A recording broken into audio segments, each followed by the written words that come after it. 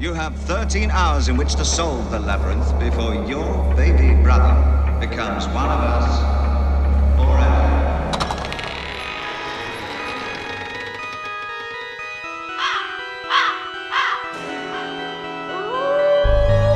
You're listening to That's Pretty Dark, the podcast where we talk about all of the entertainment that scared us as children and still haunts us as adults.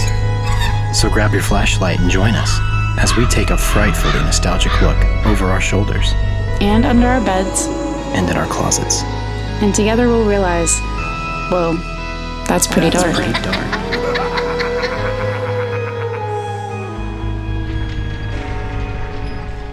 Buckinghamshire.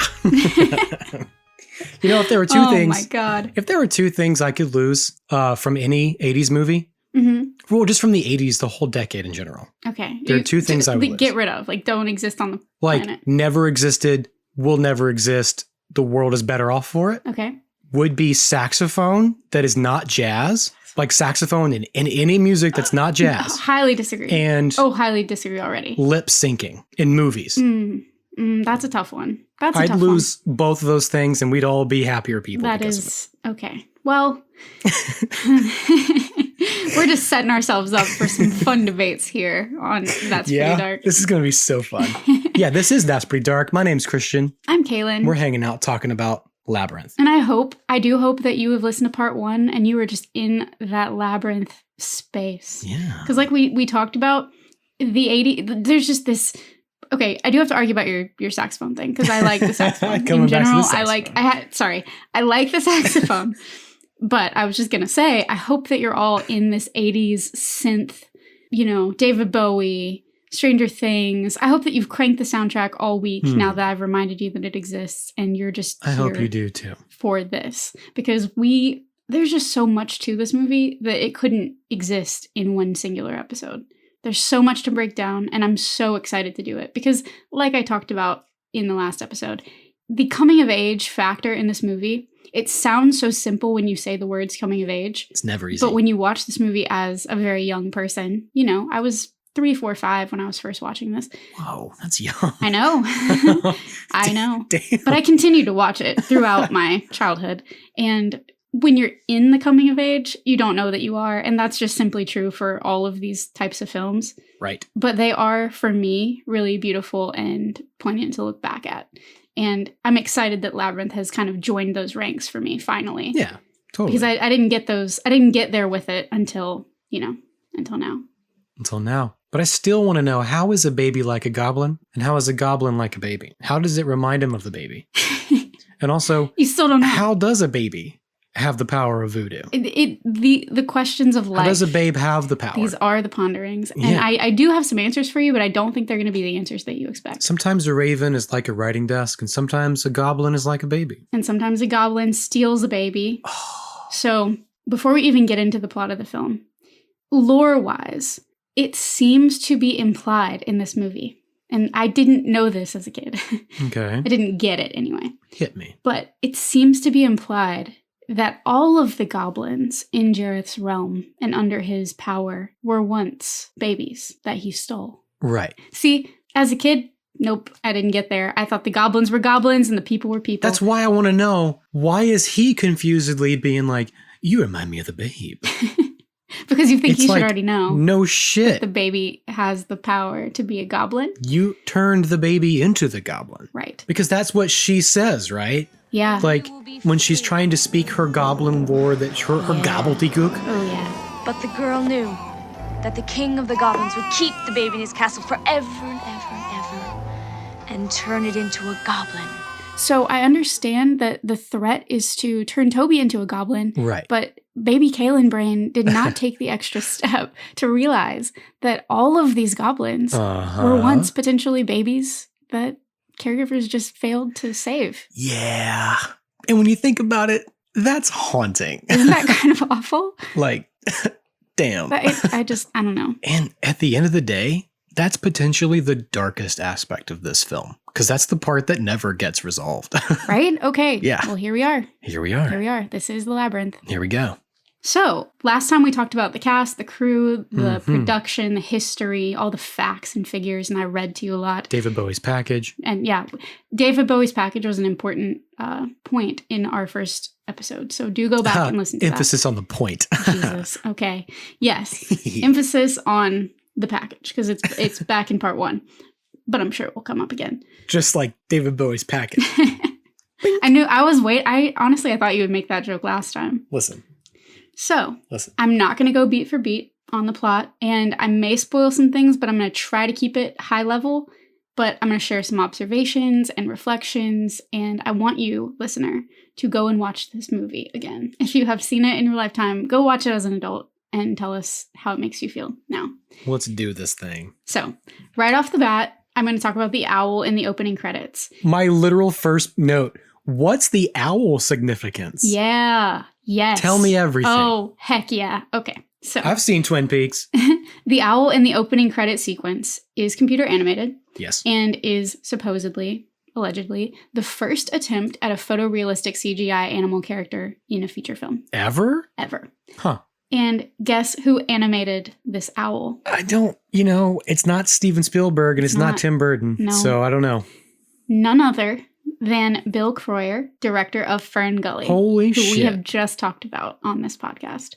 Bill Croyer animated this owl for the title sequence of Labyrinth. Okay. I loved that connection. I should have been able to guess that. Yeah, you should have. We talked about him animating title sequences, so I know. I gave you everything and served it to you on a silver platter, but that's okay. I told you I have no thoughts in my mind this week. No brain thoughts this week. So beyond just being significant for the fact that it was animated by another famous 90s, 80s legend. The web of life. It's all coming together. The web of life. It's all connecting. But the owl is also seemingly Jareth in his disguise. Okay. And owl lore, we can get into a whole new rabbit hole, no pun intended, diving into owl lore. Yeah. So there are a lot of cultures that see owls as good, holding powers of wisdom and prophecy and foretelling. And then there are others, probably the majority actually, including Middle Age and British folklore, that see owls, especially barn owls like this one, as sinister or representing impending death. Wow. Many early Asian cultures associate owls with being eaters of children or mothers. And in Eastern Europe, they were thought to be departed souls. Yeah. So basically, that I knew. If a bird of darkness, it's a bird that's nocturnal, right? Yeah. And the night was associated with death. Ooh, the nightly neighbors coming at you. Oh, true. Oh, shoot. All the nocturnal vibes. So there was one commentary that I was reading that pointed out that in Wales, a very early legend said that an owl could be heard near the house when an unmarried woman lost her virginity. Oh. And damn, I kind of like that so they heavy. chose this. It's so heavy, and it's not to say that, anything happens to Sarah like that, but the coming of age idea. Right. It all is so intertwined, and it really impressed me when I read through the lore about an owl. Not for lack of trying. Also, P.S., virginity is a social construct. It doesn't exist. Not a thing. You have value beyond your quote-unquote virginity. It's stupid. BT dubs, everybody. Anyway, so the film opens with Sarah, our main character, getting caught in a thunderstorm, further lending to my childhood fascination and obsession with thunderstorms, just like Page Master. Me too. I loved this whole opening, everything. It's beautiful. It's really so beautiful. It gave me she's in a park. Such nostalgic She's vibes. reciting, practicing lines for a fictional play, The Labyrinth. And these lines will come back to be very important later in the film. I have a question about that. Yes. Is it a play that she is rehearsing for or a play that she's writing for herself? It seems to be something that exists already. It does seem... I looked up to see if this was based off of anything, and it's not. Me too. But it's not. I was like, what is this? I think that that's a very interesting point that you bring up, though, because I think it straddles that line. Again, it's never answered. The idea...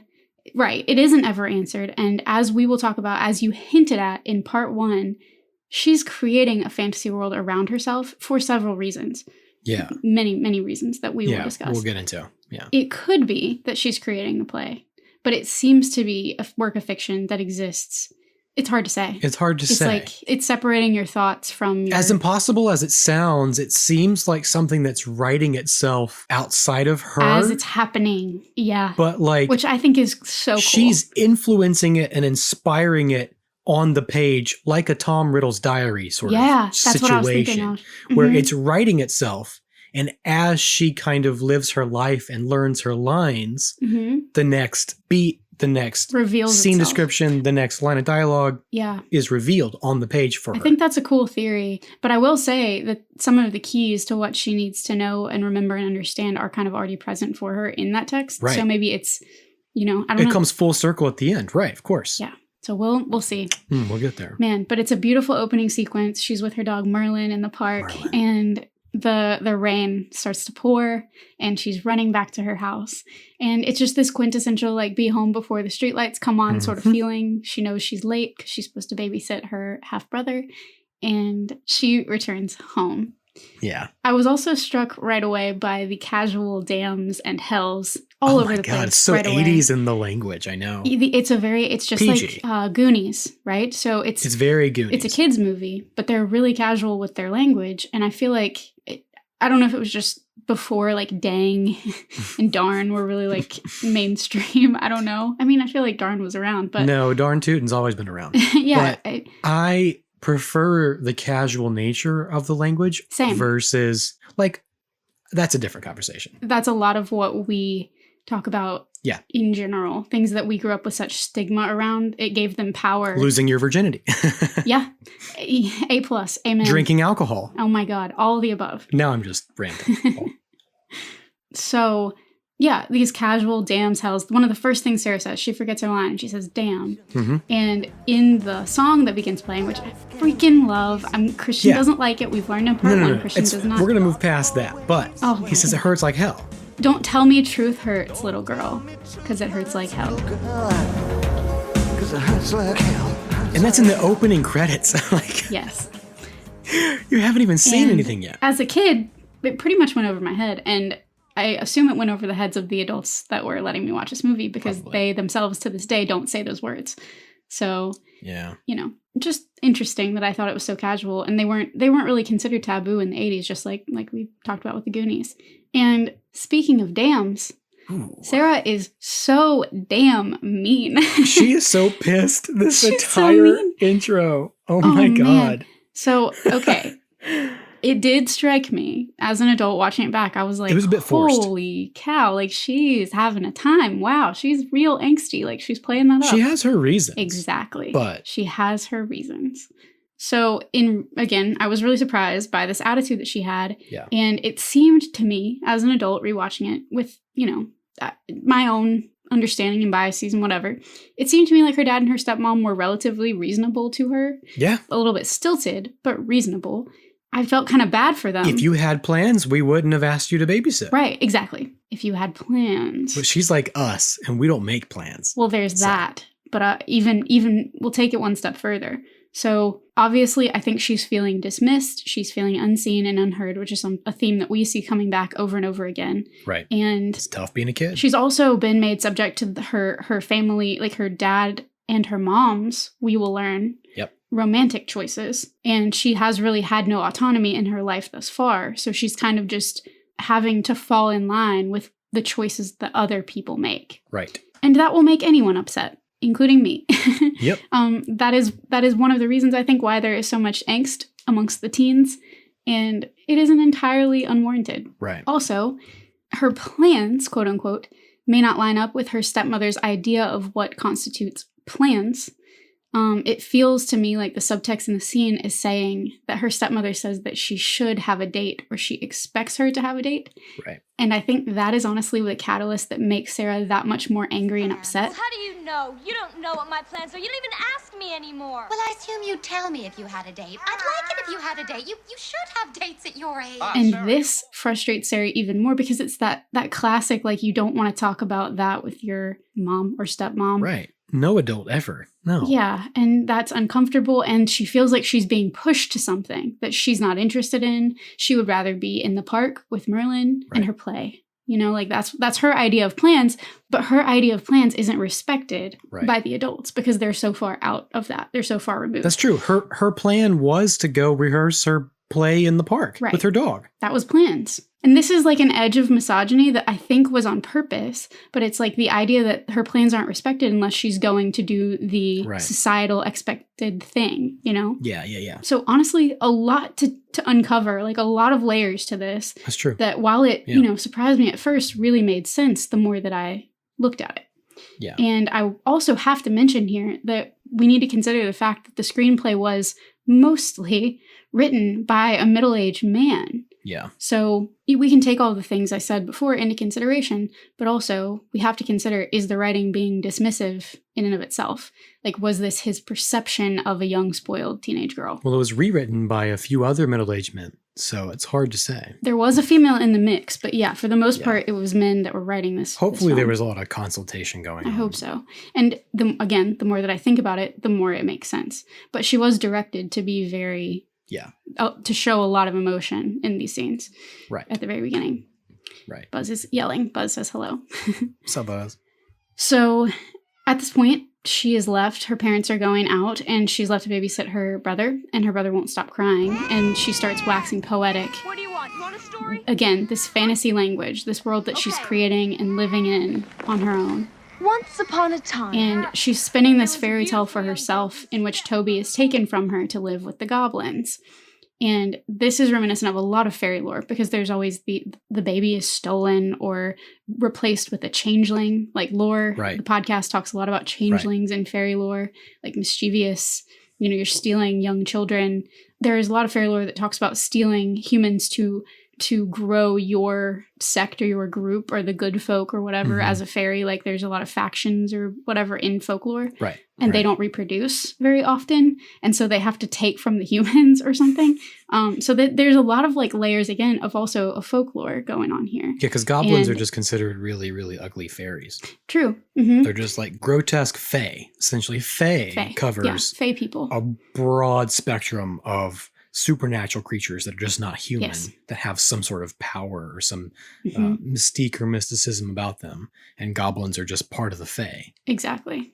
And it's interesting the relationship between the idea of a goblin and fairy in this film and the way that they pull from very, very ancient folklore and also kind of modernize it as well. Right. Super cool. But we'll get into all of it. Super cool. Supernatural. So Sarah's making these declarations or proclamations about how she wants the world to be. Yeah. And I get the impulse of her doing this because she's angry. She has all these feelings at her parents. And also it's harmless for her. She's just angry. Sure. She feels like she's in control. She feels like she's in control of it. She's going to be a writer is what she's going to do. Yeah. She's really, the threads that she's spinning, she's using for her expression. Right. Essentially. Mm-hmm.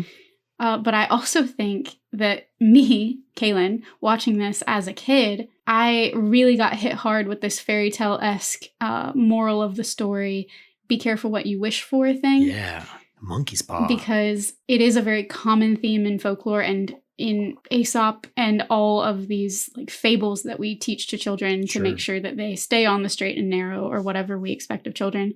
That was cemented in my mind really early. So when that mixed with my OCD and anxiety, I was always very careful to rein in my anger. I was not like an outwardly angry person ever in my life, really, but especially as a kid, because I was so focused on making sure I didn't say or do things that I would regret. Yeah. If something bad happened, if I somehow caused something bad to happen. I know you relate to that. We've talked about that in other episodes as well. Mm-hmm. But I thought if I had that power, if words had that power, like I saw in Labyrinth and other stories, I needed to really keep a close, very tight grip on my words and my thoughts and my actions, which led to good and bad things, I will say, in my life. I think I lost that along the way somewhere.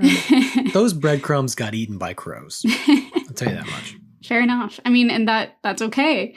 But I think this movie had a lot to do with it sticking around for me. They are important lessons. And it's a stressful way to live, I won't lie. But the whole idea of the goblin wanting her to get the right wish or the right incantation almost. Yeah. And as Sarah is narrating to Toby, really, telling him a story. Yeah. She's narrating to him that the goblins say your right words. Say your right words, the goblin said. And that becomes a theme in both good and bad ways throughout this film. Say your right words. But for little baby Kaylin, if all it takes is to say your right words, I better get them right. And that was my stressor. It seems a lot like you only have one chance to really get it right, too. Exactly. The stakes are always pretty high. Because the stakes are high, and if you make one mistake, look what it can cause. Yep. Look at the destruction that can come from this one slip up or one mistake. And that was reinforced in me through religion, et cetera, et cetera, et cetera. Oh, yeah. To the nth degree. There's a reason why this permeates so many different factions of our culture and our upbringing and our society. This is not anything new. This has existed for this is centuries. A tale as old as time. I'm talking as old as time. A long ass time. I also had to laugh at some of the early scenes because these people have this huge house that's beautiful, and they put the baby's crib in the guest room. It doesn't make any sense. Maybe people just didn't have nurseries. They didn't seen and not heard. This is coming out of the seen and not heard era of. They did feel very cold and distant. They're not raising their children. It felt like there should have been a nanny in the house. Yeah. But there wasn't. Yeah, true. The dad seemed like he was doing what he could, but He didn't know what he was doing. He can only do so much. His answer is, I'll talk to her. And he goes up and talks to her through the door. Through the door. Yeah. And then she even says that. She gets upset and she's like, you really wanted to talk to me, didn't you? You tried to break down the door. He's like well, very baby's fed and put to bed and I'm leaving. We're going to be out till midnight. So see you later, sweetheart. Mm-hmm. Listen, if you want to call the Goblin King to come and get your little brother for a little while, that's fine. Have fun. Do what you will. So, yeah, at this point, Sarah is so deep in her fantasies and fiction and this world that she's building for herself. And she does successfully make a wish that the Goblin King will take her little brother away. Mm-hmm. I have to note as well, we hear from the goblins a couple times. They're cutting in and out through this because she kind of summons them or awakens them or something in their realm based on what she's saying. My takeaway was that they're inside of a mirror somewhere on another plane of existence. And she's brought attention to herself. And they are paying close attention to her.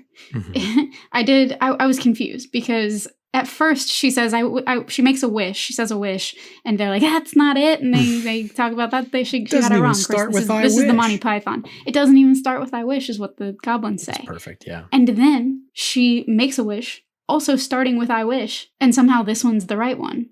But the goblin said, it doesn't start with I wish. No. So was that a goof? No, I turned the captions on to make sure. Yeah. He was referencing what she said. He said, that doesn't even start with I wish. And so he was saying, what you asked us to do has to start with it has I to wish. Start with I wish. Understood. Okay. Some of the enunciation was a bit off because they're goblins. Voicing goblins. So it's not like it's that easy. Fair enough. No, I appreciate the effort. I caught that too, so I went back and double checked. Okay. I feel better that you also were tripped up by it. Oh, I gotcha.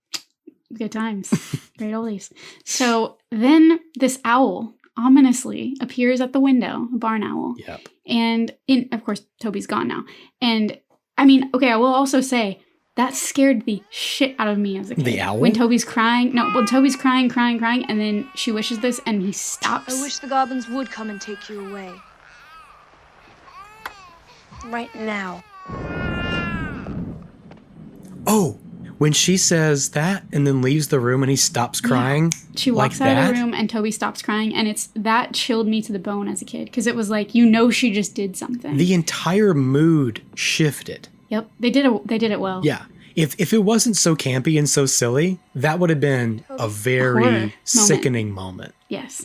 In any movie. And it still was, I think. It kind of was. But I was getting ahead of myself with the owl. Had to point that out because that moment just, oof. Right? I'm with you. In the heart. I'm with you. So again, this owl appears, and then in a confusing burst of glitter. There's so much glitter in this movie. There is. And it's all David Bowie. I know it's David Bowie. I said the same thing in my notes. Just blue glitter everywhere. I don't remember there being this much glitter, but there is so much. How did people ever, when they left set, they just were covered in glitter all the time? They had to be. They had to have been covered in glitter. It's insane, the amount of glitter that they used. I wish that they had a pound amount. I think David Bowie came to set, just opened his package. He was just like... He's gesturing from his genital region. So we meet handsome and aloof Jareth the Goblin King. Yeah. And he tells her that he has taken Toby away, as she wished. And she has 13 hours to solve his labyrinth, find his castle, and save her brother. Lucky number 13. And this is, of course, a lot of responsibility to place on a kid, but that's kind of the entire point. Look, she did this to herself. She did it to herself, Right. but she also steps up to the plate because she knows she did it to herself, and she knows she's responsible for fixing this mistake. Right. And I know grown adults that don't act like that. Yeah. So props to Sarah, because there was another commentary or something that I was reading or watching, and they basically talked about how Sarah, a lot of times in films like this, the point is to emphasize responsibility or to go through it and teach responsibility. But for Sarah, she really accepted the responsibility of her actions immediately. Yeah, right she off kind of the did. bat. It wasn't something that had to be taught to her. She was like, I did not mean that. Yeah. I was upset Mm-hmm. and I have to get this kid back. And there's so many directions we could take this, y'all. But one thing that I thought about was like, in a female protagonist, which we mentioned this on the last episode, but this is one of very, very few coming of age films with a female protagonist. Yep. And is it the whole idea that girls mature faster than boys, but boys will be boys, but girls have this innate responsibility about them, etc. Like, how much girls was are leaning on forced that? to grow up faster. How much was it more so that they just weren't looking to make that point with the film? They weren't looking to make that the goal, and they had other points to make. You know, I'm just not sure. I don't know. Right. It's hard to say. But it's also true. It's also a film that doesn't revolve around becoming popular or winning the affections of a man, technically. Mm-hmm. It's all so intertwined that it's hard to separate it out, which I think is kind of how life is sometimes. Sure. No, that life is messy and hard to figure out. Exactly. As is Labyrinth. I think this is pretty realistic comparatively. So I also, as a kid, wanted so badly to have one of the crystals that Jareth is playing with. I just wanted one. It was mesmerizing to watch the way that he was juggling them and had them in his hands, like that dexterity. And it was, right. I mean, I liked magicians and everything to do with that as a kid too. Yeah. It was just the coolest thing that I'd ever seen. And watching it back, I was kind of laughing because a lot of the shots are really strategically over the shoulder Mm-hmm. on purpose. And I learned that the choreographer, Michael Moshin, he was an accomplished juggler, and he's the one that was performing the tricks. And in a lot of the shots, he was crouched behind David Bowie with his arms replacing David Bowie, whose line is it anyway style. But what's interesting about it as well is that he was doing this completely blind. He didn't have a monitor. Like a lot of the puppetry and puppets that on all of Jim Henson's projects would have a monitor where they could see their performance. Yeah. He didn't have one. He had to fly blind and do his juggling. Wow. And in the documentary, I mentioned it in the last episode, it's called Into the Labyrinth. It's a feature on some of the later releases of the DVD. I highly recommend going to watch it because you can see him practicing. He practices like laying on the floor and like rotating the crystals in his hands, and it's really crazy. That's cool. Yeah, I thought that was fun. And I mean, obviously they were limited to some degree, but I think there are a couple moments in this film where they really sell it, and it looks like it's Jareth's hand. Yeah, and it does. Again, I will continue to say this throughout discussing Labyrinth, but practical effects are magical. They are so magical. They really are. And they're underrated, I think. I'm thinking of when he throws the snake at her. Yeah. And then it falls to the floor and the whole thing with the little goblin kid. That one blew my mind still to this day. I was like, thinking I'm gonna figure this out, and I couldn't. I didn't read about magic. that one. It's magic. I wish I could tell you, but it is magic on the whole. I think it's such magic. Absolute magic. I also want to point out that this 13-hour time frame has a lot of like folklore significance as well. 13. Sarah made her wish around midnight, which is considered a powerful time in the spiritual realm where the demons and goblins and malevolent creatures can cross dimensions and enter the earthly realm. There's always the best ghost stories begin at midnight. Exactly. And according to folklore, there's also like a time rift between midnight and 1 o'clock, which is like the 13th hour. Right. So for this whole sequence to be spurred, basically, something jarring and horrible has to happen to open this portal or to open this dimension. And in this case, that was Sarah's wish. Right. And so you also see a clock later that Jareth references, and it has 13 hours on it. So yeah, it was all meant to be symbolic of this idea that the veil was thin at this time. Ooh, the veil was thin. So from here, Sarah is transported to Jareth's labyrinth outside of Goblin City, a castle. Very reminiscent of The Wizard of Oz as well, totally. which we see in her room earlier. Totally. We're going to talk all about her room. I'm going to get there. It's going to be epic. Just you wait. Hell yeah. But she meets a dwarf called Hoggle, who is exterminating fairies outside of the wall. Because they bite. Well, but yeah, because they bite and they're mean little suckers. Little mosquitoes, I get it. It's still jarring because he's killing them, you know? It's like bugs, but you see them as fairies, as people-looking creatures. 60. Yeah, he's counting as he goes. But I did appreciate, speaking of the like play on words and like how language itself is a character in this movie. Mm-hmm. One of the first real instances is when she's like, it doesn't look very far. Oh, yeah. And he says, it's further than you think or whatever. Yes. I'm like, oh, okay. That's pretty profound.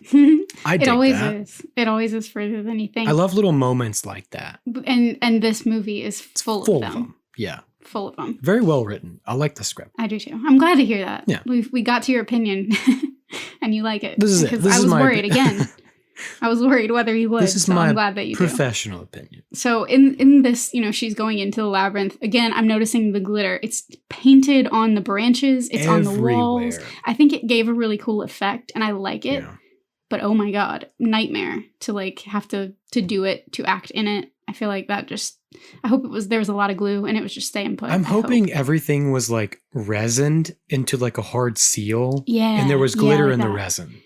And I was also, again, with the practical effects, I was so fascinated by the wall that you could walk through. I still don't really know how they did it. It looks, I remember being a kid and going up to the VHS player and rewinding the tape And trying to watch see. her walk through the wall multiple times to try and understand how it happened because it was so seamlessly built. They do 2 different angles. Well, 3 actually. Yeah. And each one sells a level of believability. Mm-hmm. And your brain accepts it because what else are you going to do? Visually, yeah, you don't see everything you look at. Your brain fills in all the available space. Just like a Disney attraction. Just like a Disney attraction. Exactly. Please fill in all of that available space. But yeah, that was one practical effect that I loved as a kid. And it's still really cool to watch now. Yeah, no, it's very, very cool. But as Sarah's exploring, she's meeting several creatures and characters and several of the same theme really keeps popping up. Nothing is what it seems. Yes. They say it overtly as well. Yep. And she's figuring out that she needs to shift her perspective and stop taking things for granted. Yep. And as in the case of the worm, when the worm tells her which way to go, and then as she leaves, he says, "Oh, I'm glad she didn't go to the left or she would have ended up at that castle." She would have gone straight to that castle. Straight to that castle. You know what? I want to go in for a cup of tea and meet the missus. Oh, I do too.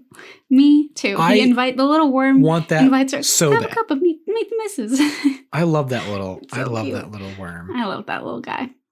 But like in that case, I think that this movie also really beautifully portrays the fact that sometimes the wrong choice is actually the right one because of the lessons that you learn and the friends that you make along the way. Very well put. Oh my God. I think it's just true. Oh. It's true. And if she had gone to the left, she wouldn't have had the friends and the means She wouldn't have in her learned own anything. mind and heart to even defeat Jareth. So all in all, it was the right way, even though it at first seemed like the wrong way. I thought I internalized this as a kid. I thought I got it. I thought it clicked. I really thought that was made sense to me. Right. But it actually took a really long time to hit me. And it was complete foreshadowing for my life and most people's, I think. Nothing ever goes the way that you think it will. And a lot of times you make mistakes that turn out to be the best thing that you've ever done. No, absolutely. All of my mistakes led me here to this moment. Exactly. Right here, right now. And that's just like the end of Page Master. Yep. When he was like, sure, I could have carried you to the end, but what Yeah, would you but have what good would learned have that along done? the way? Mm-hmm. It's Yes. all about Nice. the journey. It's all about the learning and the growth. Yes, we mentioned in part 1 that a labyrinth in a spiritual way is often meant to represent a transformative experience, a pilgrimage, looking at yourself. Yeah. And that's going to carry us through, all the way through. Every time. That is the adventure narrative. And speaking of which, the deceptive nature of appearances is a really prominent aspect of fairy tale and folklore in general. Sarah's learning very quickly that the nice-looking fairies, they're mean and they bite. And the really unattractive dwarf, Hoggle, is, becoming her friend, as well as we'll get to him soon, but Ludo. He's this scary beast but he's helpful and kind. And he's kind and sweet, and he thinks she's a friend. Exactly. Appearances are not what they seem. But I will point out also something interesting that I had always noticed, but it didn't click the significance. On the back of Hoggle's vest is a face sticking out its tongue. Really? And it's meant to represent the fact that Hoggle is two-faced. Wow. So, yeah, sometimes there are little clues. You know, I never looked at his clothes. That's wild. Should have paid attention. And same thing with the Goblin King. This handsome, clean, suave, charming guy. Exactly. It's pure evil. Well, is he pure evil, though? We're not sure. He was playing a role just like they all are. Indeed. So, at this point, we have to go in for a second and talk about magic dance, or dance magic, as all of them, including Bowie, referred to it as on the documentary, which made me laugh, because they kept calling it dance magic, and I was like, magic dance, magic dance. Because listen, if the worm tells you to go to the right, because you can't go to the left or you'd go straight to the castle, you'd miss the baby. And if you miss the baby, you can't slap it. True. And we gotta slap the baby. We're here to slap the baby. You've been waiting for this for 2 episodes. It's the only reason why I'm here. Magic Dance will never, ever not be a bop. I will never turn it off if I hear it. I will always stop and listen to it. I love this song so much. I loved it as a kid. It gets stuck in my head all the time. I have this shirt on, like I said, and every time I wear this shirt, I sing it in my head on a loop. All of its 80s synth glory. Freaking music video. It's so great. The music video is great too. It's a little bit different, but still great. And according to Brian Henson, Jim Henson's son, who was the puppetry coordinator, the scene required over 48 puppets, 52 puppeteers, and 8 people in goblin costumes. And during the scene, they were all moderately concerned that the set that they had built would be destroyed by the weight of all of the performers that were on the set. Jeez. It was apparently pretty precarious. And you can tell, like, in the scene, it's meant to feel full, and he has this There's whole a lot going on. Cohort of all these goblins, you know, that are to do his bidding. He's the Goblin King. Right. Are you ready for an answer to a question you've been asking for 2 episodes? Oh, yeah, let's go. Goblins and babies. The dialogue, the famous dialogue from this movie that everybody quotes and knows, starting with the phrase, "You remind me of the babe," it's apparently a direct reference to an exchange between Cary Grant and Shirley Temple in the 1947 film The Bachelor and the Bobby Soxer. You sandbagging motherfucker. You knew the whole time.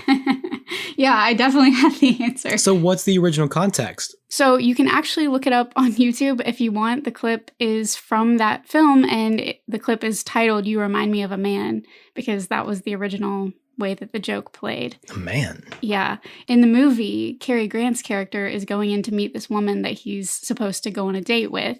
And I haven't seen the whole movie, full disclosure, I haven't. I've only seen this one clip. I think he falls in love with this girl's sister or something, so he's trying to get out of dating her. But he goes up to the house, and there's a dude sitting outside the house and basically saying that he got put through the ringer and it's not worth it to date this girl, and they don't know what humor is, and they're like really uptight, essentially. And so Cary Grant's character, does not want to date this girl. So he goes into the house and just tries to act super goofy and very unlikable, because apparently that's what they disliked about the previous guy. Gotcha. And so whenever Shirley Temple's character gets up and goes to greet him in the threshold, he says something, or he says, "You remind me of a man." You remind me of a man. What man? The man with the power. What power? The power of hoodoo. Who do? You do. Do what? You remind me of a man. What man? The man with the power. Good morning. Power of Greetings. So they do that looping joke. So it's like thing. a direct quote of this Pretty older much a direct movie. quote, except now it's "You remind me of the babe." The and he babe. does it in the scene again to her grandfather. And then as they are exiting the scene, 2 of the other characters do it to each other. So it's like he gets them caught in this looping joke.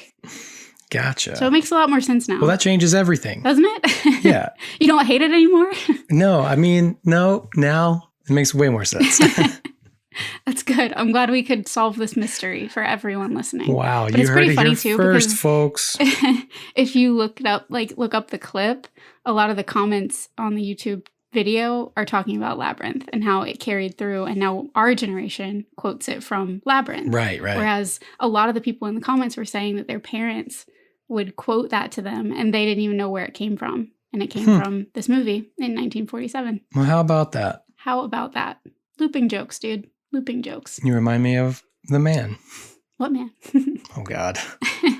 It's kind of like my baddie, only fools are positive. Are you sure? Positive. I can't start it without finishing it. I just have a chip on my shoulder because when I first tried to watch this as a grown man with no like context, just people literally saying, hey, Labyrinth is good, watch that. So I put it on one day and I got to the you do, hoodoo, voodoo, baby, power, baby, babe, whatever. And I turned it off because I was like, okay, this is not for me. But now as a kid, I was all about it. I know the difference. I'm glad that you know. Now I know the difference. I'm glad that you have the power. And now I know I can fast forward through, David Bowie music videos with goblins and babies. No, you can't. You have to watch them. Well, I did it today. Required reading. I didn't do that either.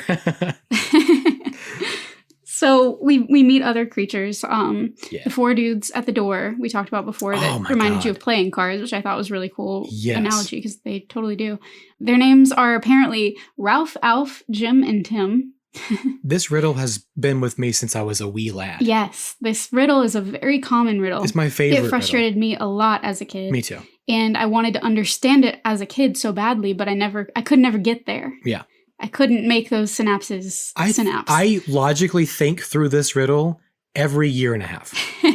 It just comes back around. It comes back to me and I go, wait, what was that? This is how the logic works, bro. It's tough. It's tough even still.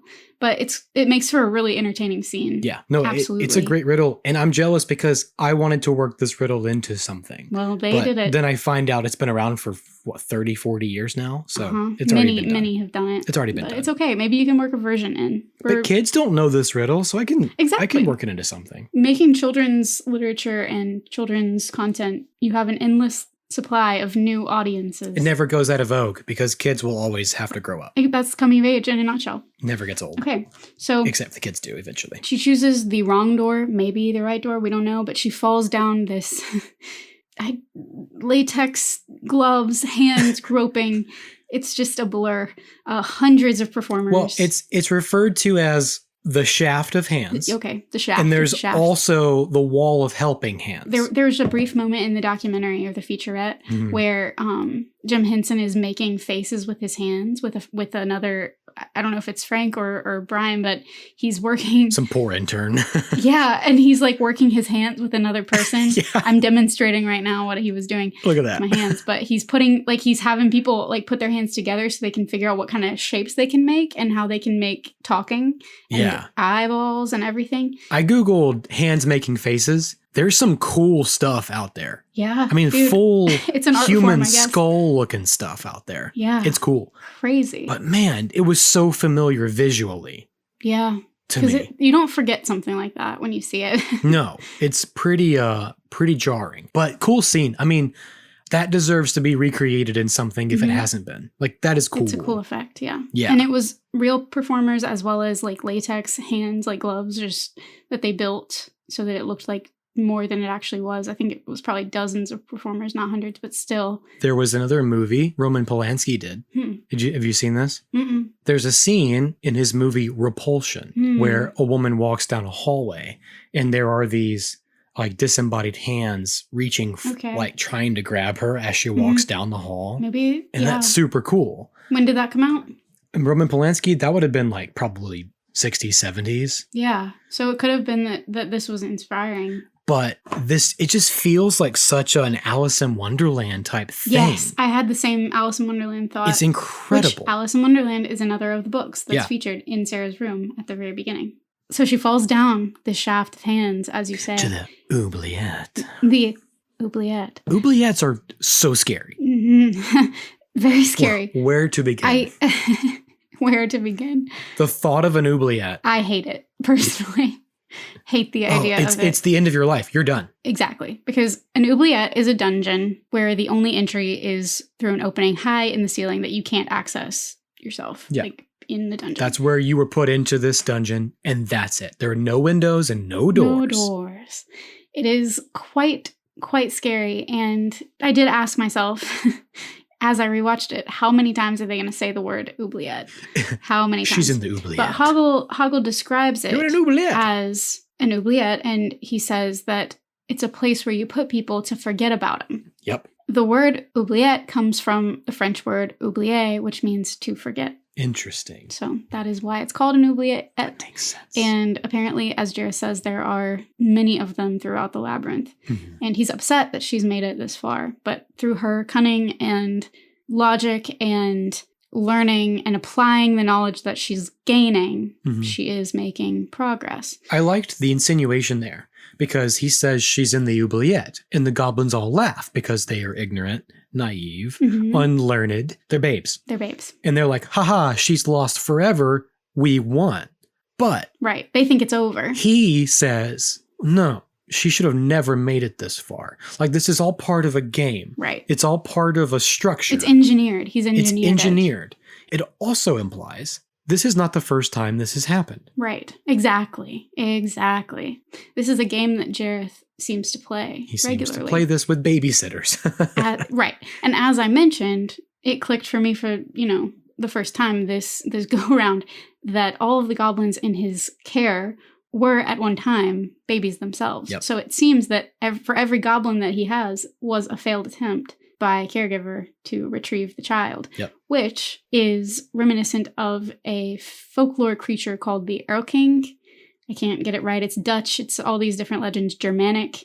This creature would pursue children to their death and kill them. It didn't necessarily have the same lines as far as like gathering an army or like building an army for himself, but it's a king-like figure, a royal-ish figure that pursues and kills children. So a process killer, not a product killer. Exactly. Interesting. Yes. Very interesting. It is indeed. So we interact with Jareth a few times as he's trying to get Hoggle to do his bidding for him. Again, I have to say it. We've said it over and over. Most critics of the film say it. His tights are tight. They are just tight. Them tights tight.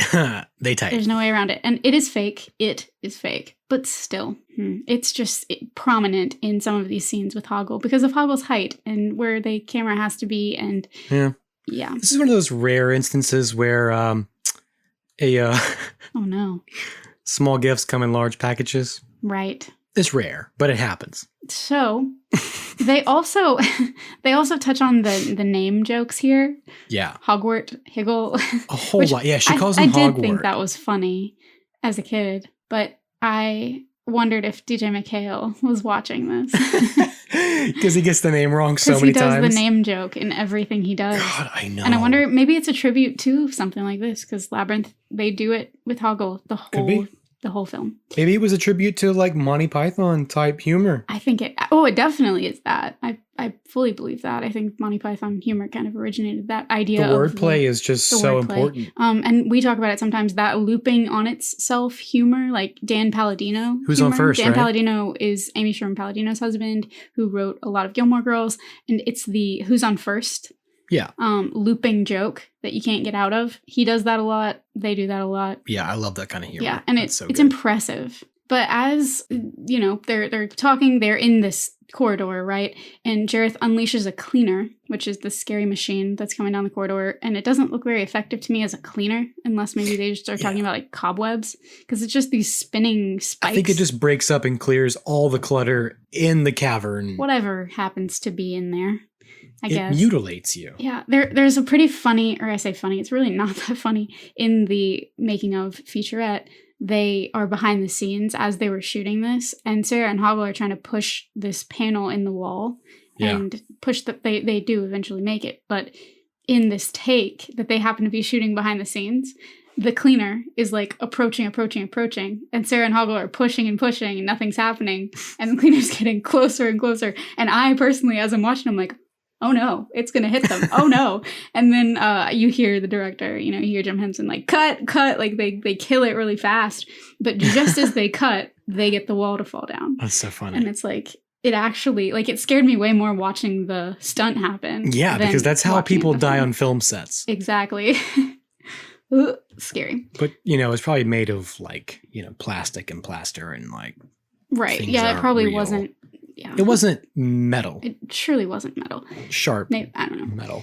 As Sarah is navigating this labyrinth, she's learning who she can and cannot trust. Right. And she's mostly realizing that she has to trust and rely on herself. Yeah. The creatures that she's meeting are equally confusing her and imparting nuggets of wisdom at the same time, including a gem from this wise man character that peters out into the square after they get out of the oubliette, the corridor, and he says to her, "The way forward is sometimes the way back," which I really liked. I like that scene because of the hat and the back and forth. There's a hat that's talking. It's, again, that looping joke. It's the same thing. God, it's so funny. Same looping Monty Python humor. And another thing I want to point out about that is that in fairy, fae, lore, folk tale, things are often transactionary. Right. There isn't real relationship. There isn't real emotional bonding or connection. Mm-hmm. It is all transactions based on what's in it for me kind of thing. Yeah. And you have this happen where the wise man offers her this wisdom and then asks for something in return, which she gives him a ring of hers. Sounds a lot like the entertainment industry, am I right? Right? Sure does. It reminds me of being on Hollywood Boulevard as a high school kid and all these characters coming up to you and trying to take a picture with you, and then asking for money once you have the photo. It's just, yeah, it's that kind of thing. Transactionary wasn't it for me. I'm preying on you almost. Mm-hmm. And also, we've met Ludo by this point. I kind of haven't been beat for beat. But when we meet Ludo, this big beastly monster, he's giving major, major sloth vibes from the Goonies. Major sloth vibes. Was there a speaker to this costume? Like, I think all the vocals sound like he's wearing a speaker in him, like he has a microphone in the costume. I don't know. I tried to read more about that costume. I talked about how much it weighs before, but like, I tried to read about it. Something said that there was a camera in the horn and a monitor in the stomach. I don't know that that's factual. That sounds seems wrong. Pretty advanced for, I feel like that's not quite right. We weren't there. We weren't even born yet. We were not, so we do not know. What do we know? Mysteries of life. Nothing. Out of all the musical numbers in this film, Chilly Down is probably my least favorite.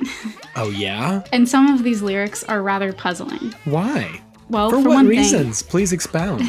For one thing, it's the only song of Bowie's that Bowie didn't sing. Yeah. But also, they seem the most threatening to her physical safety to me of all the monsters. It's almost like they want to put a green ribbon around her neck and then pull it so tight that her head comes off. Don't they? Seems a little bit like they want to pull her head off. Yes. There's some beheading discussion here, which apparently we can't get away from it. Disturbing. But this is a pink elephants on parade. It is. Scene. Oh, totally. Mm-hmm. It was filmed on a black cloth, basically like clearly green it's screen. no. And they had to redo it, I think, because Jim Henson wasn't a fan of the way that it came out the first time. But the movement of these fiery guys was a really difficult thing to get right, I guess, to get the vision that he had for it. Yeah. But the lyrics to me are also very interesting because it sounds like they're just like a bunch of minimalist stoners. But then they also have this like we're gonna pull your head off strange nefariousness about them. And they're also thrusting their hips around. They are gyrating. They are gyrating. They learned that from the Goblin King, probably. They learned that from old Jareth. But yeah, Chilly Down. I will still listen to it every time it's I a have disturbing the opportunity, scene. but it is disturbing on many levels. I like it because it's absurd. It is very much absurd. But as far as the movie goes, I can lose this scene. Right, pretty much. I can lose all the musical numbers in this movie. I like the movie. I Blasphemy. do. I love the movie. Blasphemy. I'm sorry. It would I'm sorry not to be what everybody it is. who's listening. It would not be what it is without the music, and I will. You're probably I will stand right. by that. No, you're probably right. I'm just saying that's what I would want. I don't know if we've ever disagreed this hardcore, but here we are. Look, we're still friends. It doesn't matter. No, we can still be friends. It's fine, but damn. Agree to disagree. We can disagree and still be friends. What that guy say during the pandemic? I'm not saying we've never disagreed. I'm just saying this might be the most stark. I mean, we've had some. Example. We've had some fights. Oh, we have. That's true. But I'm taking offense. Let's have one right now. You want to fight right now on the air? No. Fine. Never. What's your opinion? But I will tell you something else that offends me. Do you want to know? Yeah, tell me. The Bog of Eternal Stench. Oh my God. The Bog of Eternal Stench? More like the Bog of Puckering Butthole Farts. That is, yes. There's really not much more I could say about it other than that. And the peril of, like, the idea to me as a kid, the idea that I could step one toe into that and smell for my entire life was just the worst thing I could think of. Nah, here's the logistics that no one thought about. You're wearing shoes. Is it the shoe that smells or you? It's the shoe. It's magic. It's contact. It's magic. You take the shoes off, you don't smell like the poo-poo. It's magic, though. So I feel like it could really go either way. This smell could haunt you. I don't know. I do know that I don't like to watch it. I do know that I didn't like to watch it as a child. They look like buttholes. It did, and I think it was on purpose. And to be honest, after understanding what it took to like be in the Ludo suit, 75 pounds of this animal, I was just really impressed that they got the performances that they did navigating this. Of course, it wasn't really a bog, but still to be like balancing on these stones. That was real water. Exactly. It stressed me out as a filmmaker more than anything. Yeah. With all these expensive costumes. Which, like, where's the eye holes? How can he see out of his eye holes the whole time? Stressed me out, man. And also, we meet Sir Didymus here, who joins us on our journey. All these creatures that she's, this band of merry men that she's bringing along with her. And Didymus does not want them to cross the bridge. Yep. And again, very Monty Python. The play on words every time. He's not going to let them through. And they go on the looping joke until Sarah logics her way out of it. He says, I have to keep my vow. Sarah says, what exactly did you vow? And he said that no one would cross without my permission. And then there's a beat. And then Sarah says, may we have your permission? And he's like, oh, never thought of that. Okay. And lets them pass by. Calls to mind Scrappy Doo. Yeah. Because he's always kind of trying to pick a fight. True. Even though he's so small. He's such a small. He's real scrappy, for sure. Yeah. He annoys me, to be completely honest, but that's another story for another time. Yeah. Or just basically irrelevant, because I'm about to get to my favorite part of this movie. Okay. So, as I introduce it like that, I have to tell you, eventually Jareth coerces Hoggle into drugging Sarah with poisoned fruit, a la Snow White. Snow White. We saw that in Sarah's room. I saw that book on her bookshelf. I had honestly forgotten that it involved drugging Sarah. I didn't keep that, thankfully, up in my noggin. Yeah. And so I tried as an adult not to let my mind go to more modern Hollywood examples of this kind of behavior. Right. However, I would recommend everybody go and watch the series We Need to Talk About Cosby, because we do. Yeah. We have to. It was like in his comedy routines, he talked about everything that he did. There are clips in that show that parallel the victims with his routines. Oh my God. Oh my God. Heavy. Oh my God. Heavy. Heavy. But we're in a magical realm and whatever. And this is also a common tactic in fairy tale. Like you said, Snow White. Yes. Fairies in general. Poison fruit is not an uncommon thing in these parts. Yeah. But this is some of the most overt fairy lore that I recall from this movie. I mean, it's everything from this point, from her getting drugged all the way through her whole dream that she has. I mean, you could even go to a biblical place with it and have this lore, this poetry, this ancient... Well, it all goes back to the forbidden fruit. Forbidden fruit. Every time. So in her sleep, her drug-induced stasis, whatever she's experiencing, Sarah imagines this masquerade fantasy. This is the fairy lore I'm talking about. This is beautiful masquerade ball. We get one of my favorite, it may be my favorite song. I have a hard time because you know me. I'm a sucker for anything that's like wistful and sad and achy. I just had a hard time separating the predatory nature of the grown man. I know. I had a hard time with it. I'm here to help us all work through that collectively, because we all know, I hope you know by this point, if you know me or you listen to this podcast, you should know that I am the biggest, or you, I'm the biggest advocate for victims in situations like this. I don't condone it. I don't think it's cool. It is entirely wrong and not okay in every circumstance. That's a blanket statement. But I would like to help you and listener work through, in light of what we know and how we feel and how our culture has taken advantage of women and girls for such a long time. Yep. I'm hopefully not engaging in apologetics for something that I shouldn't be, but from what I've read about this film this week, I feel like they were, in essence, turning this all on its head. Yeah. Because Sarah is technically in control the whole time, which we will learn and explore as we continue. We're going to finish this out. We can only speak to the intent of the film and the filmmakers and the whole point of the story. Right. And while it feels uncomfortable culturally, Sarah is creating this in her mind at the end of the day. And it's challenging. It's a challenging topic. We've talked about that before on this podcast, actually. Which is why I kind of like the movie a whole lot, because it really pushes this boundary of like, and it makes you think. You know, obviously, it's never okay to take advantage of a child. It's never okay to exploit a child. And a child is a child. Right. She's 14, she's 16, whatever. She's a child. Of course. The power imbalance. We'll talk.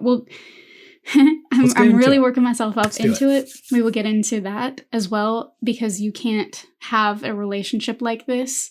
The power imbalance is too great. There's never going to be an even playing field for a relationship. But what you can have is, like we all did at Sarah's age, a poster on your wall. Yeah. You can have a rock star, a la David Bowie, a rock star that you idolize or that you fantasize about or that you wish you could be with. Sure. You can have a crush on an actor that you see in films that you, in your own mind and in your own way, make that fantasy your own. Yep. You can have a whole fantasy experience, and you do at that age. I did. Everyone does. I did. That's how you begin to explore sexuality as a human being. Yeah. That's where it like starts. Oh yeah. It's so hard to explain it because I want to make sure that I'm, I want to convey it properly. But I do think that that's one of the reasons that I like this movie. I liked it as a kid, as an adult. Now looking back at it, because it kind of gave a face to that idea. And it normalized it a little bit and made it mainstream, because as we've discussed, I was very repressed. Yeah. This stuff was not talked about. You could have a crush. We talked about having crushes or whatever, but yeah, no. It just wasn't normalized for me. No. And it is a normal thing. So that's something that I really appreciate about this film, is that they took that leap and they said, okay, well, what does it look like inside of this girl's head? She's 16. Right. And she's learning and trying to figure out and things that are attractive to her and why are they attractive to her. And that's what we're seeing happen. But it's such a simple scene. There's no dialogue. It's this song, As the World Falls Down, David Bowie. It's the romance of it. Yeah. But it's kind of, you're learning how there are layers to this. There's the layer of romance, but it kind of gives way to a sexual thing as well. Yeah. And they're just dancing in a ballroom, in a masquerade ball. And all these creatures that have been developed by the same creature shop. Right. The masquerade masks are goblin-esque. Yes. Which is the first time I've ever seen that specifically. I think they're the only typically of other themes, goblins never being one of them, which is very cool. I think so too. And I also think that they were trying to highlight the parts about sexuality and coming of age, coming into that part of your life that are confusing. Because this dude is a problem. He's representing something that's in her way. He's representing a challenge for her. And yet she is mysteriously attracted to him. Yeah. And kind of puts him in this role in her mind. Whether it's him or the idea, I think it's all about an idea here, which is why ultimately I can get on board with it and be okay with it. Yeah. Well, she's also just eaten this fruit that's poison that made her completely forget about her entire adventure. Exactly. So she does not recall the baby with the power of the voodoo. She doesn't remember anything she's learned along the way. She's forgotten what she's looking for. All she knows is that she was in this miserable reality. Yes. And all of a sudden she's in this mystical fairy world that is beautiful. It looks beautiful. It sounds beautiful. There's dancing. There's music. Pleasure. She's experiencing pleasure. Whereas there wasn't. The first time she feels free and good about what's happening. Yep. And so she gives in a little bit, like we all do. And I've read about this too, just reading about human sexuality, but it's like the idea that it wasn't her fault. She can absolve herself of like guilt associated with it, or that it's wrong or bad or weird, because this is something she fell into as like natural as breathing kind of thing. Like she's falling into it and it's not her fault. And I think that lesson alone would have changed a lot of things for me as a kid. Right. Or, as a young woman growing up. I think it would have, again, normalized what's happening, because it's a reality that's happening that you can't get away from. Yeah, it's tough because she's also just living out a fantasy in her subconscious. Right. She's not actually at a masquerade. Right. She's not actually in a labyrinth. Spoiler alert. He's not really there. That's the important point to remember when you get to this point in the film and you get the ick. When you get the ick, you just know it's not actually happening. And I think it's important to allow for that in art. This is something that I think about sometimes, because you kind of have to. You have to. I mentioned it in a previous episode, Spring Awakening. Right. It's a musical. Right. But you have to kind of allow for those barriers to come down in art, because that's what's going to help and normalize it for the average person watching. You know, like we've always used art to explore these parts of ourselves that we don't understand. We use art to explore sex. We use art to explore death. Exactly. It's all metaphor. It's all allegory for something larger, something more realistic that's hard to explain. This is why art is made to begin with. It's why we do this. It's why we have a podcast, is because we can tap into this and make sense of things that otherwise don't make sense. Because there's way more truth in fiction than there is in reality. Yes. And it's just, that's a harsh thing to come to terms with. Fiction is a lie we tell that tells the truth. Exactly. Or Camus, who said that? I don't remember, It's something like that, yeah. Did you find in the goblin lore about how some say goblins can give you nightmares or dreams? Yes. Mm-hmm. Okay. So this not being real, this being a drug-induced fantasy, there's also that goblin lore to do with, they say they can weave dreams. Out of gossamer, which is spider webs. But gossamer can also be anything tenuous, a tenuous idea that you have that's kind also, you're right. Mm-hmm. But put them into your ear so that you have a nightmare or a dream of some sort. They can make you dream something, which goes way back to like demon lore. Like because human beings didn't always understand sleep and dreaming. Right. They had to create lore to understand it. And before they could, everything was filtered through this orthodox Christianity. Also, yeah. And all this stuff got warped before we were ever able to understand the universe or the human psyche. Scientifically, yeah. From a scientific standpoint. So I lob that back to you. I tip my hat back to you. Take it away. Amen, sir. Take it away. Good points and good thoughts. This is the discourse I wanted when I decided to cover Labyrinth. He is the Goblin King, my friends. He knows what he's doing. He says, "You're no match for me." Early, but you're no match for me. But that's true. We find out she is. But she is the arbiter of this world and this dream. She is the ultimate match, truly, for him. Here we go. So when she wakes up from the masquerade, she wakes up in a junkyard. A junkyard? Junk. Just as far as the eye can see. But if she was just in the forest, how'd she get in the junkyard? How did she get there? And there's this goblin there, the junk lady, that has recreated her bedroom from home. Yep. So she goes into her bedroom and realizes, oh no, it was all a dream.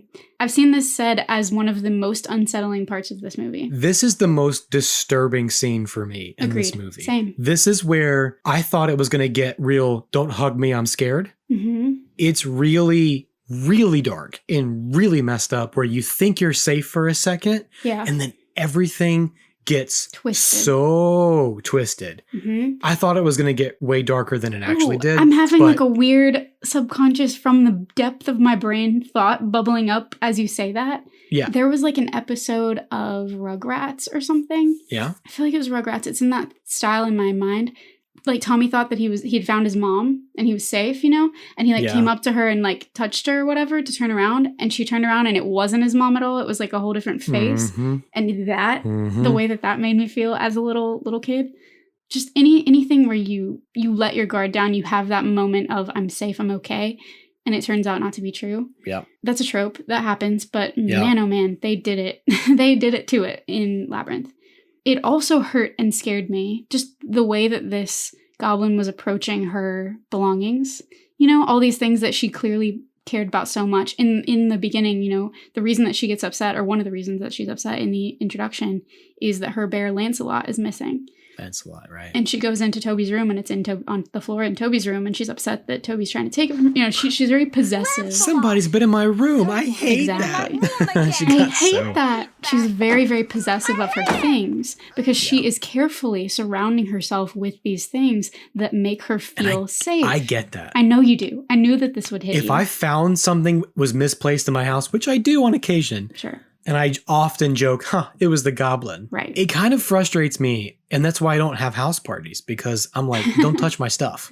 Yeah, I don't like it either. And it's not even, I'm not a materialistic person, but there's something about the sacredness of like, this is my space. This is where I put things. And I don't like it to be tampered with. I like what I have. I don't know. It's hard to say. It is hard to explain. And that's kind of where we land in this, because so Sarah she's got this amnesia sort of thing going on. She's forgotten her mission. She's forgotten Toby. She's forgotten where she is, but there's that tug in her. You know, we all know that, where you know you're forgetting something, but you don't know what it is. Right. there's that tug in her mind. Yeah. And as she's in this room, you know, the junk lady's keeping all her stuff. Oh, there's this that you love, and there's this. And remember how you love this?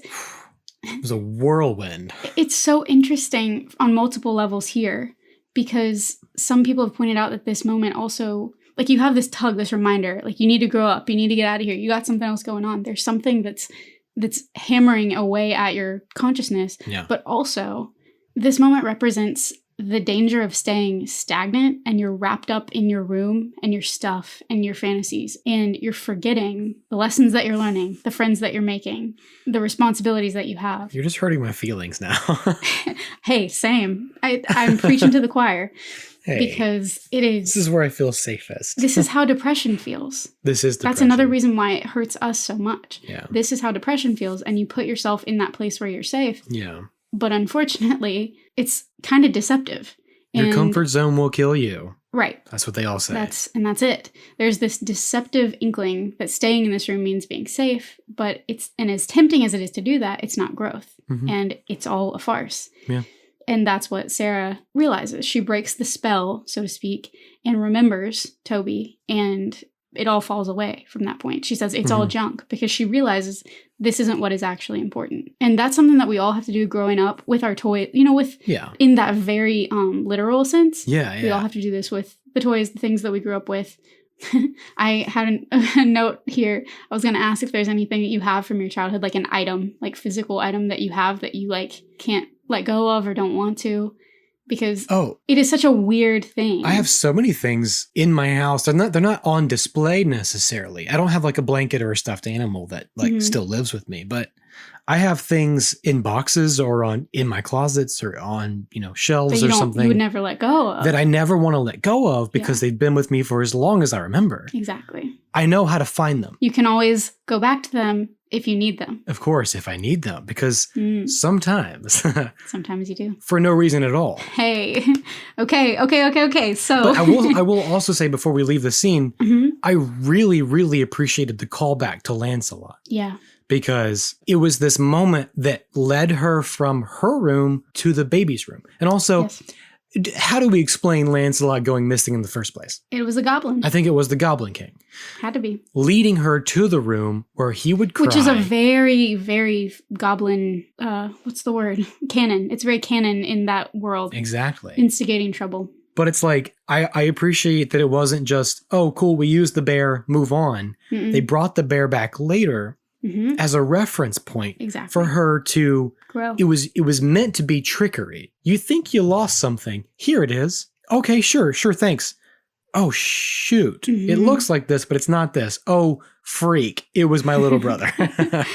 Yeah, she gets there. I really appreciated the callback to something that happened, 45 minutes ago or an hour ago. That was nice. Man, this scene. That's just good writing. All this is when I really got into it this week and dug into the research, and because it hits harder.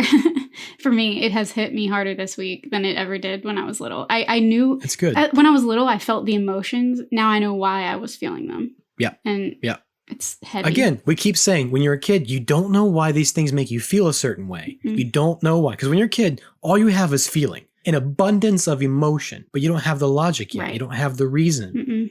You don't have the language.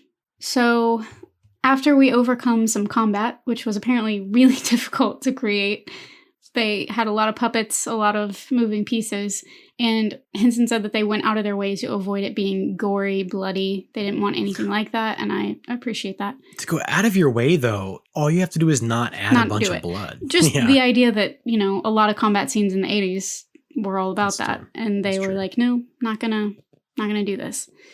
So Sarah leaves her friends outside the castle, and she tells them that she needs to do this alone, but she'll call them if she needs them. Yeah. And this is where we walk into the castle. And one of the more famous scenes from the film, you see it, in the promo and stuff like that, is this upside down, is this Escher sort of staircase. The stairs are not going the right way. Don't gloss over Escher.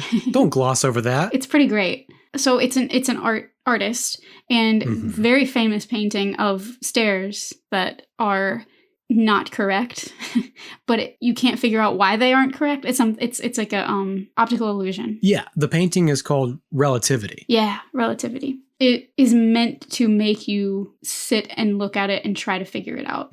Just as all these other things that she's experiencing, she's supposed to puzzle through them on her own. Don't take it for granted. Don't take it for granted. Yeah. And she's gaining these skills that she's going to need. And there's another bit of pop culture reference to this painting. Yeah. Something that's near and dear to both of us, the Haunted Mansion. Oh, yeah.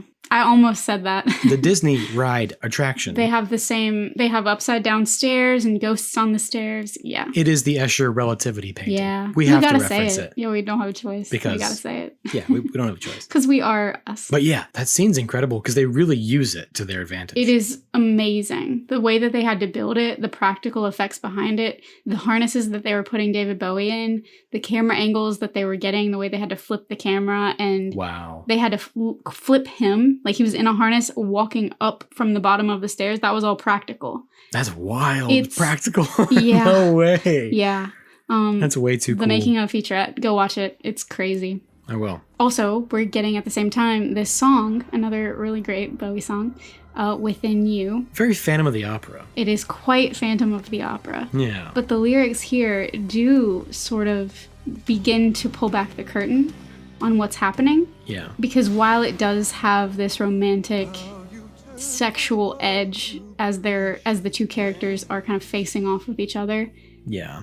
It's called Within You. Right. It's all about what's happening inside Sarah and her understanding of what's going on. Wink, wink. Yeah.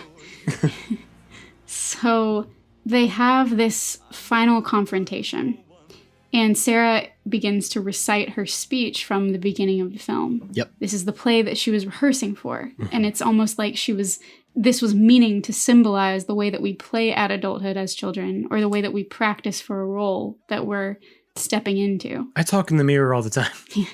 And this time, Sarah remembers the final words, which are hugely important. Yep. And it was somewhat lost on me as, a 4-year-old. Sure. But her final words, her right words. You have no power over me. That's the moment when everything shifts, because she recognizes and accepts her own autonomy.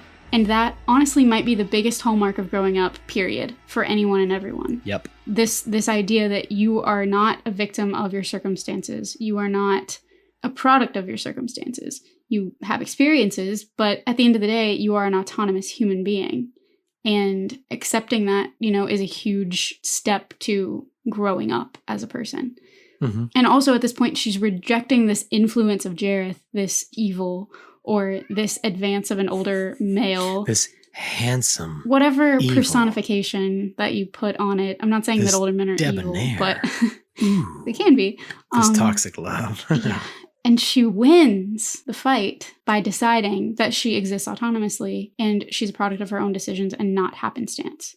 And I think that's a little bit of feminism finding its way through, because throughout the film, the story is driven by Sarah's decisions. Ultimately, she's deciding which way to go. She's deciding who to trust. Yeah. And it's her decisions and no one else's that got her into this situation in the first place by wishing Toby away. Right. So with this realization, this acceptance, she finds herself back in her house. It's just past midnight, so almost no time has passed. She has Lancelot, her bear, and she passes him on to Toby, which is, again, this big symbol of her letting go, growing up. Very symbolic, yeah. She doesn't need him anymore. She knows Toby needs him now, and she doesn't. Mm-hmm. And as an adult, the ending scene where all of her fictional friends say goodbye in the mirror it's so heartbreaking. really got to me. I know. It really did. So she's in her room, she's looking in the mirror where she was sitting at the beginning of the film, and she sees her friends appear. There's Ludo and Didymus and Hoggle. Yeah. And she tells them, as you said earlier. Why, but every now and again in my life, for no reason at all, I need you. All of you. God. You know what I wrote down? Uh-huh. Her poignant talk through the mirror. I feel that shit. I feel that shit too. Big time. Deeply, I feel that. It hurts. It hurts. It hurts. In a way that's hard to put into words. Yeah, and it didn't hurt me like that as a kid, because I was like, yeah. Because you didn't know what the meaning of loss was. Exactly. It couldn't have hurt me. You didn't know what growing up meant Mm-mm. then. Nope. But my God. My God. Now we do. And it was apparently originally supposed to end on that poignant note, but they added this celebration. The big party scene. There's a party scene. She Yeah. says that she'll call on them if she needs them. And they end up partying to David Bowie Underground, which is the title track as well. For any reason at all. And the reason that happened is because Henson liked to leave movies on a high note when he would leave the theater. That was a big thing for him. He didn't want to leave being sad, which I don't mind personally. I think that was the right call. But I do think, yes, for this film. No, oh my God, if it had ended with her just, with them appearing and disappearing, and they just weren't there. We'd be having a different conversation. No, I'd be a different person tonight. I know, me too. I think it was important. Very important. But, it's just heavy. I'm sitting here with like hardly able to say words because it's just so heavy. And as I continued to promise throughout this, I want to point out now, to tie it all together, as we've kind of said at this point. Yeah. The whole story is like a dream concocted from all of Sarah's surroundings. Right. So there's a list on IMDb. Here we go. But the sources of all of the characters can be seen in Sarah's room at the beginning of the movie. Yep. So she has a stuffed animal that looks like Sir Didymus. Yep. There's a doll that looks like Ludo. Oh, yeah. Where the Wild Things Are, all the books that we've talked about throughout. Right. There's a doll that looks like the fiery guy. There are bookends with goblins. That resemble Hoggle. Mm-hmm. There is a figurine of a character that looks like Jareth on her desk. A much more goblin-esque Goblin King. True. The dress that she wears in the ballroom is the same as the doll in her music box. I missed that. Wow. The wooden maze game on her dresser, a labyrinth. I noticed the labyrinth. That's a dead giveaway. I looked that up. I was trying to see if there was a specific 80s or like 70s, 80s game, and I couldn't find one. I had one like that, a marble. You put a marble in it, and you have to like move the it. handles to get it through the maze. Yeah. I had one like that. Yeah. And there's also a copy of the M.C. Escher Relativity in her room. The poster on the wall, yeah. Mm-hmm. And there's a Cats poster. And there was a black cat in one of the scenes. Like Cats, like the play. The Cats play poster. Yes. Yeah. Also reminiscent of the tights, perhaps. I don't know. Also the tights! Maybe it came from Cats. You're right. She really just put it all, like we all do. You have elements from your day, your surroundings. The look on your face before you said tights was so funny. I was like... I really wanted to get you. You sandbagging motherfucker. Always. God, it's so funny. But it's amazing when you watch it back on, when you grow up and you notice.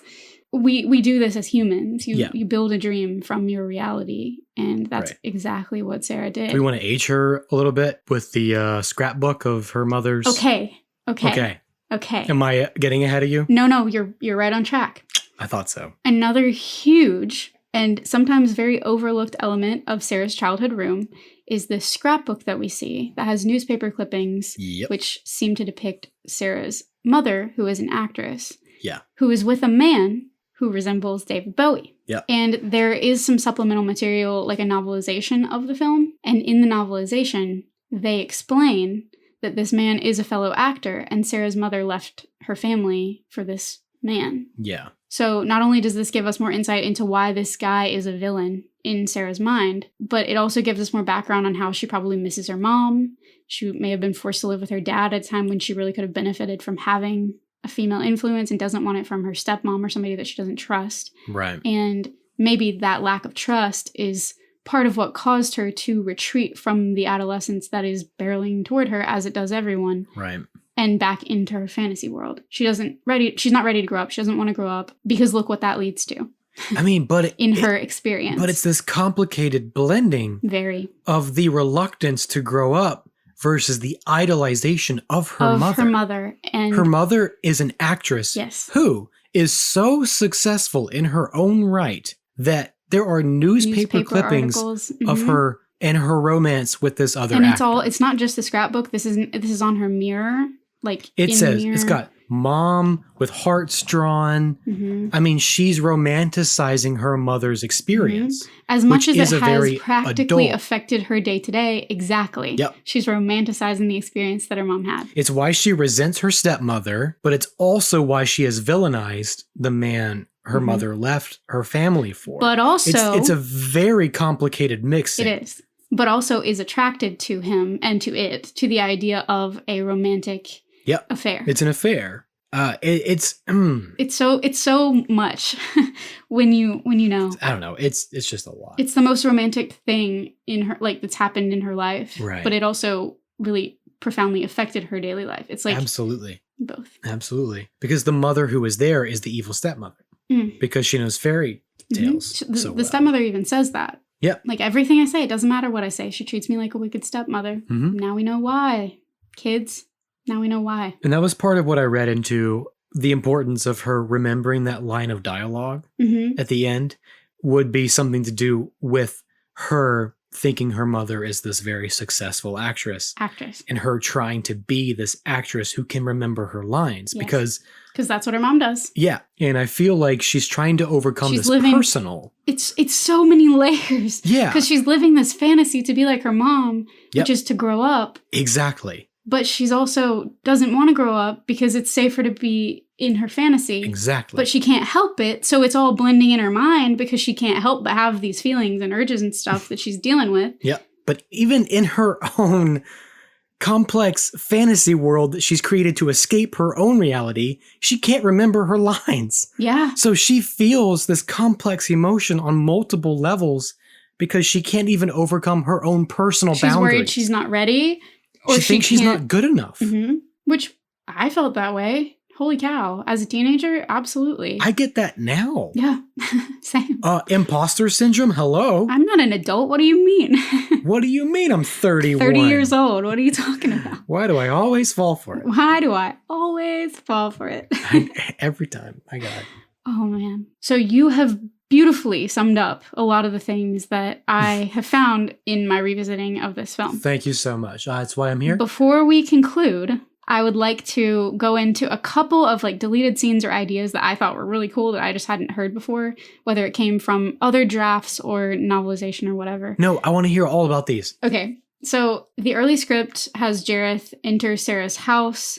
He's like disguised in the guise of an author of the play that she's supposed to perform in and she's rehearsing for. Yeah. So that's how he comes to her at first. It's sort of like a Dickensian sort of, I'm visiting you as the author of the work that you're romanticizing. Sounds like very invite me in, I'm a vampire. Right. And in that draft, Jareth is a lot more of a villain. I think I talked about that last time. But Sarah in that draft doesn't wish that her brother would be taken away. Jareth snatches him against Sarah's will. Oh, I see. That doesn't work. Also in that draft, in that final confrontation, Jareth tells Sarah that he would much rather have a queen than a little goblin prince. Yikes. So it's a lot more overt that he's trying to like lure her into his world. The baby was the bait. Right. Got it. And in that script, Sarah kicks Jareth, is disgusted with him and kicks him.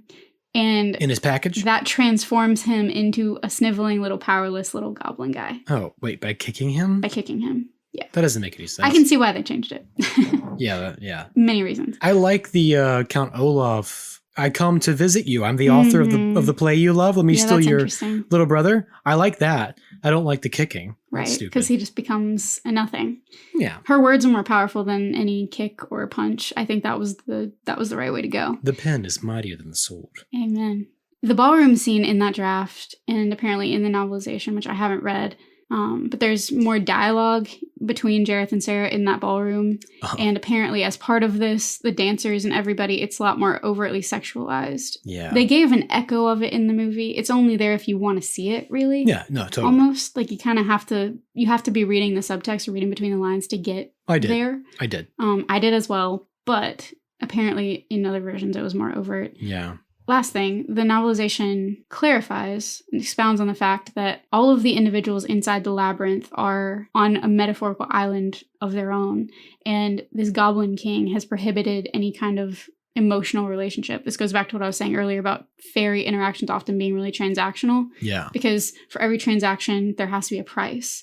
And so this is why she has to go through all these tests and riddles. There's always a obstacle, and there's an exchange for all the information from Hoggle or the Wise Man or whomever. It's like a fairy lore convention. Because there's the exchange of his jewelry and her giving him something, and there's a lot of back and forth to do with that. And that's interesting because the witchcraft and magic, there's the age-old theory and belief that magic always takes more than it gives. True. So you have to be prepared to pay the piper in a sense. Pay the price. to get what you want out of this transaction. It's always transactional. Exactly. Because energy can't be created or destroyed. It's just manipulated in exchange for something else. Yep.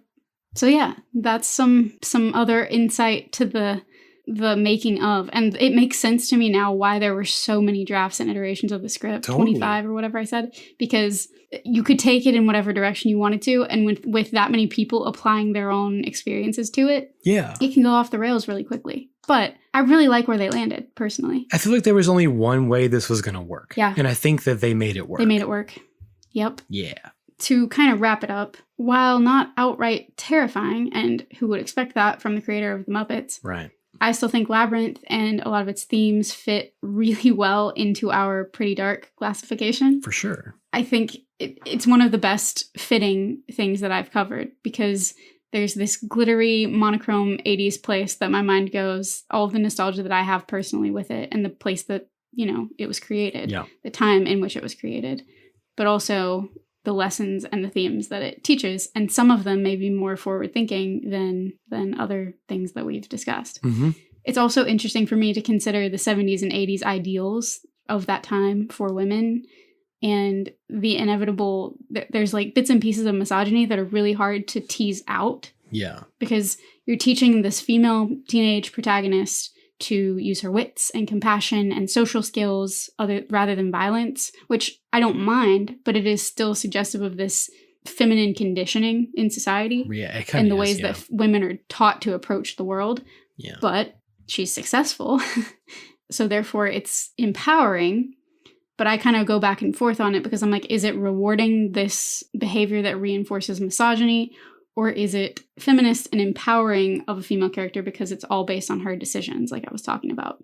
And Jareth and Hoggle do infantilize her, and they're constantly underestimating her and undercutting her and trying to explain to her how it is, and she doesn't understand. Right. And this behavior in the film is painted, even if only lightly, as villainous. It's not the way to be. Right. So that's a good thing. And even Hoggle says, for every point, there's a counterpoint. Hoggle's this complex two-faced character, like you said, because even he will feel shame, but he'll say, I don't feel shame because I'm a coward. I did what I did because that's what I do. And it's only when she's like, no, Hoggle, like, I forgive you for what you did. We're friends. He's like, oh, really? Right. I've never been shown this level of kindness before. The fact that a relationship could go to that place is foreign to him. Yeah, it's wild. It's hard to say, because it's like, do you have a female who's this violent brute force character who's female, or do you have a male character who uses his wits and his smarts to get done what needs to get done? It's like, is that feminist? Right. Or like, what is feminist at this point? All of it really is kind of like, it can go whatever way you need it to go. Yeah. I think that it was intended to be empowering, and I'd like to take it that way. I think it was well intended. I really do. Right. I do. I think it was well intended. And I think that you can't say the same of other films at this time. Not all of them. Not all of them. There are the exceptions. But I mean, even with Bowie as a male influence on this story, as this whole film, I think even he, being who he was, would have lent a little bit of insight into certain things, because even he wouldn't have done something that was he said that in all the interviews. He had a moral compass, so to speak, with some of it. Yeah, exactly. One that seemed to be pretty well tuned. I think he knew what he was doing. Yeah, but I think he was also, again, looking to the future, knowing what this would mean for future generations, because he could see the future. What it should look like, or what it would look like in the future. I think he had a long-term vision. Totally true. I think so anyway. Emphasis on long. It's also worth noting that in this final confrontation, Sarah kind of breaks the spell that she has in this fantasy. We've all done it. We've all fantasized about somebody that's not good for us. That's not a good idea. That's not a safe every relationship place, but it's safe in your head, but it's not safe in life, or it's not a good idea. It's not going to turn out well. And she kind of pops the bubble for herself because she recognizes that this relationship isn't real. And not only is it not real, but it never could be real. Right. Like I was saying, this power dynamic is never going to be a successful relationship, and it can't be. Never. I've learned a lot about that in recent years, just the way that in a relationship, if there's this unfair power balance, you can't build a foundation of a relationship, because there's always it's always an exchange. Always. And you can't outsmart these dynamics in some circumstances. Interesting. And again, the fact that they used a female protagonist at all is pretty great and uncommon for the time. Yeah. And I have to give them credit for that because I don't have a lot of things I can look at that depict a female character like this. It is rare. So overall, I've gained a whole new appreciation for this movie as an adult. And while it is campy and silly at times, I absolutely resonate with the way that Sarah is kind of balancing in a place between the fantasies that she's stringing together and the realities and responsibilities that she's growing up into. Yeah. Including life's not fair. Getting hit with that real hard, as we all do at that age. Yeah, she learns that lesson, yeah. She learns that lesson, as we do. Life's but she's not also fair. learning that she's capable and able. She's learning that nobody is going to save her at the end of the day. She has to save herself. And even if saving herself by building the right kinds of relationships, it's still kind of an act of saving herself because she knows who she should and shouldn't trust. Because she's not meeting female characters along the way. No, not really. They're all male. They're all men. And she's learning that she can't trust one of them. Right. Right? It's so only the junk lady. She's the lone woman. And she was, well, yeah. Yeah, but she was, yeah, whatever. You're right. She was female. But you're right. No, that's a really good point, too, is that she's learning all of this from men. So, yeah. And then, but she had to, because that's the life that she ended up in, because her mom left. And to top it all off, she also has this whole idea, or this whole awakening, oh, hey, like sex exists. And it's kind of thrust upon her, no pun intended, in this safe way where she can test her boundaries and learn. I had some expectations, but that package is too big, my friend. It is too That's big. too much. And I have to say, creating fiction to cope, like we've gone through some in this episode, we've talked about a good bit, and we talk about all the time. Yep. It reminds me of Shirley Jackson. In The Haunting of Hill House, Shirley Jackson says, no living organism can continue for long to exist sanely under conditions of absolute reality. Even larks and katydids are supposed by some to dream. Yep. We have to dream to cope. Many of us do, anyway. God bless you, Shirley Jackson. And again, like many of the subjects that we discuss, Sarah is, maybe even overtly, using these fantasies and depictions of the world, her fiction, the literal fiction, the books on her bookshelf, the things she surrounds herself with, to try to make sense of life, just the way Jim Henson did, and David Bowie did, in their adolescence especially, and just the way that you and I do all the time. Big yep. 2 big yeps coming up. Coming right And up. that is The Labyrinth. That's The Labyrinth, huh? That's it. Wow, what a film. What a film. What a night. What artistes they were. Artistes. Did they know really what they were doing? Did they know that all these years later... If they knew what they were doing, they didn't when it was a flop. Right? That poor Jim Henson, I That's wish, so again, unfortunate. as in so many cases, I think of Jonathan Larson. Which is crazy to me because he had insane success with everything he'd done so far. Muppet. And then to bring in David Bowie, who was on top of the world at the time. And for this to just flop? He never really recovered from that. It makes no sense to me. And Me neither. I'm not even staunchly for Bowie being in this movie, but it makes no sense to me. I am. If anybody was curious. That it wasn't a success. Like, of all the movies, this should have been the one. Yeah. But whatever. Yeah. Either way, it's a cult classic that people still love. Agreed. Right. And I wish that he could know that. I wish that he could know that. It's an incredible movie. It's just, Here. well done. The puppetry was incredible. Yeah. Man. Very impressive. I can't believe what went into it. I mean, it's just unreal. Practical effects. But wow, that's The Labyrinth. That's The Labyrinth. Hell of some research. Good job. Thanks. Yeah. Hope you enjoyed. Thanks for hanging out. Thanks for listening, guys. Yeah, we appreciate you as always. And we will be back soon. As always. With some more spooky shit. Some more spooky shit. So in the meantime, follow us on social media. Yeah, go leave a review or a comment or something. We like to read those. And they help us more than you think because it really helps us get into more people's feeds. Honestly, it is more than you'd think it would, for sure. But yeah, we'll catch you next time. Bye, guys. Bye. Have fun with your puppets and your packages, everybody. Thanks for listening to That's Pretty Dark. Written and produced by Christian Baxter Mott and Kaylin Andrews. Our music is composed by Jonathan Simmons, and our art is provided by Paige Garland at Power Girl Illustration.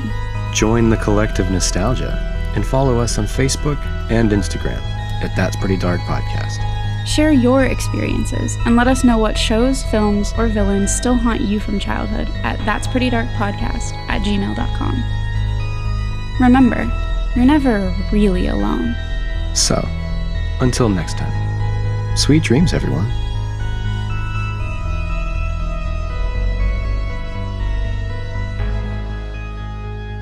Hey, you remind me of a man. What man? The man with the power. What power? The power of hoodoo. Hoodoo? You do. Do what? Remind me of a man. Remind you, oh...